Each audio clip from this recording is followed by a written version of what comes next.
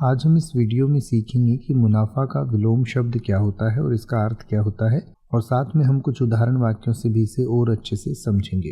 तो सबसे पहले मुनाफा का अर्थ समझते हैं। मुनाफा का अर्थ होता है लाभ या फायदा, यानी कि जब आप कोई चीज़ खरीदते हैं, मान लीजिए आपने कोई चीज़ 100 रुपये पर खरीदी और उसको आपने 110 रुपये में बेचा, तो आपको 10 रुपये का मुनाफा हुआ, लाभ हुआ, फायदा हुआ।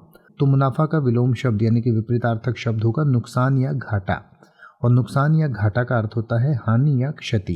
यानी कि मान लीजिए वही चीज़ आपने जो 100 रुपये में खरीदी थी, आपको 90 रुपये में बेचनी पड़ी, तो आपको 10 रुपये का घाटा हुआ या 10 रुपये का नुकसान हुआ। तो मुनाफा का विलोम शब्द होता है नुकसान या घाटा। तो आइए अब हम मुनाफा और नुकसान या घाटा को कुछ उदाहरण वाक्यों से समझें।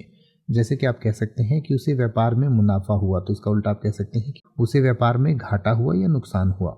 या फिर आप कह सकते हैं कि मुनाफा कमाने के लिए मेहनत ज़रूरी है, या फिर आप कह सकते हैं कि उन्हें व्यापार में भारी नुकसान हुआ।